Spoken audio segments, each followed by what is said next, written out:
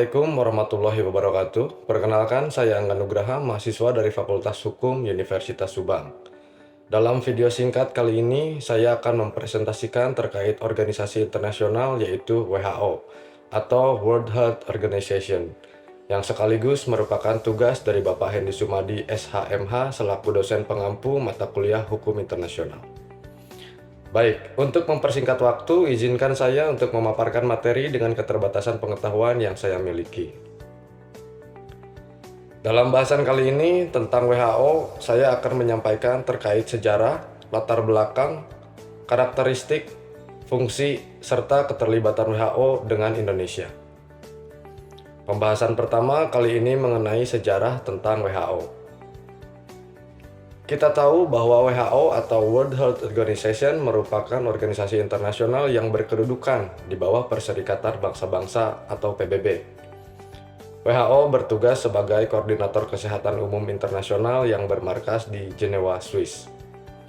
Sejarah berdirinya WHO diawali pada bulan April 1945 saat konferensi pendidikan PBB yang diadakan di San Francisco.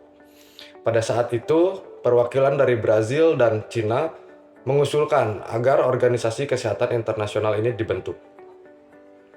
Selanjutnya, pada tanggal 15 Februari 1946, Dewan Ekonomi dan Sosial PBB menginstruksikan Sekretaris Jenderal untuk mengadakan konferensi yang bertujuan untuk merencanakan sebuah organisasi kesehatan.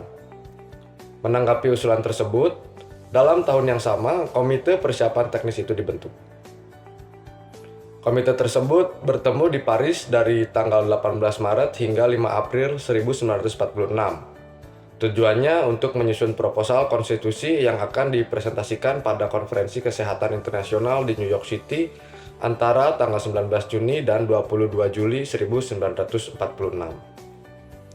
Atas proposal tersebut, konferensi menyusun dan mengadopsi Konstitusi Organisasi Kesehatan Dunia yang ditandatangani pada tanggal 22 Juli 1946 oleh perwakilan 51 anggota PBB dan 10 negara lainnya. Konferensi tersebut juga membentuk komisi sementara untuk melaksanakan kegiatan tertentu dari lembaga kesehatan yang ada sampai berlakunya Konstitusi Organisasi Kesehatan Dunia.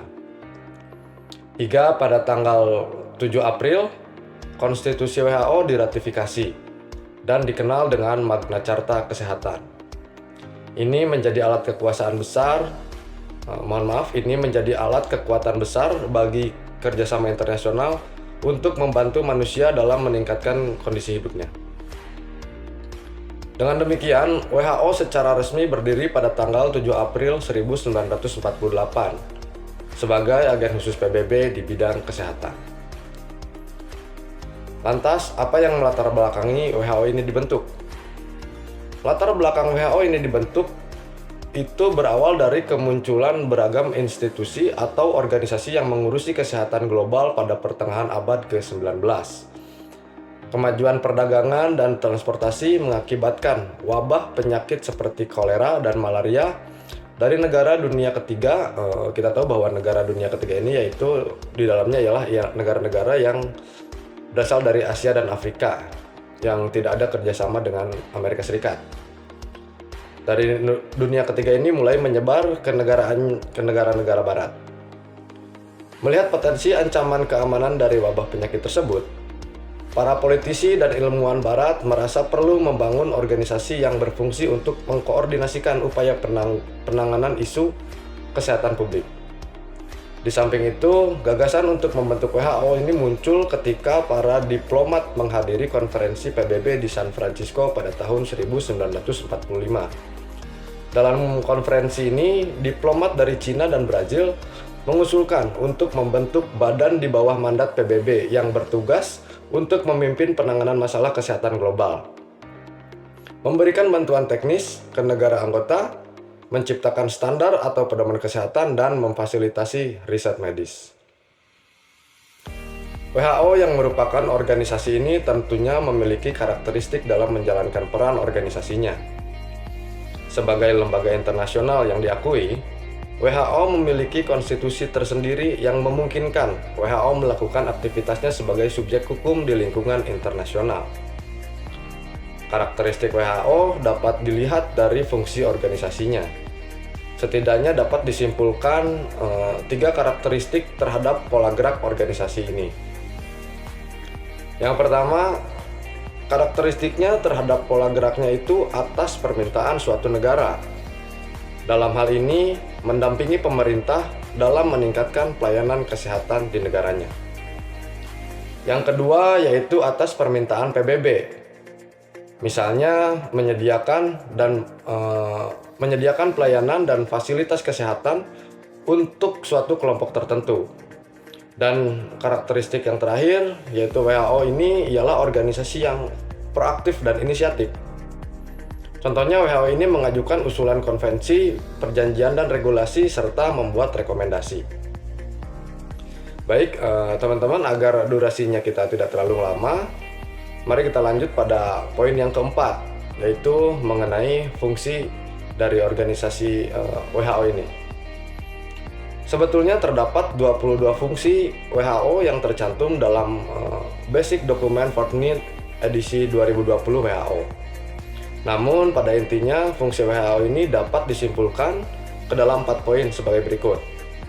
Yang pertama itu bertindak, mengarahkan dan mengkoordinir kewenangan otoritas dalam upaya kesehatan internasional. Dan yang kedua, membantu pemerintah dalam meningkatkan pelayanan kesehatan. Dalam ini pemerintahnya negara anggota dalam anggota PBB. Dan yang ketiga, menyediakan bantuan teknis dan bantuan lainnya yang dibutuhkan oleh pemerintah negara anggota dalam kondisi darurat. Lalu yang terakhir yaitu memimpin upaya pemberantasan epidemi, endemi, dan penyakit-penyakit lainnya. Lalu apa keterlibatan WHO dengan negara kita, negara Indonesia ya? Dalam hal ini WHO memiliki misi di Indonesia, yaitu mendukung pemerintah untuk mencapai UHC atau Universal Health Coverage, yang merupakan sistem penjaminan kesehatan yang memastikan setiap warga dalam populasi memiliki akses yang adil terhadap pelayanan kesehatan yang berkualitas tinggi tanpa terkendala masalah keuangan.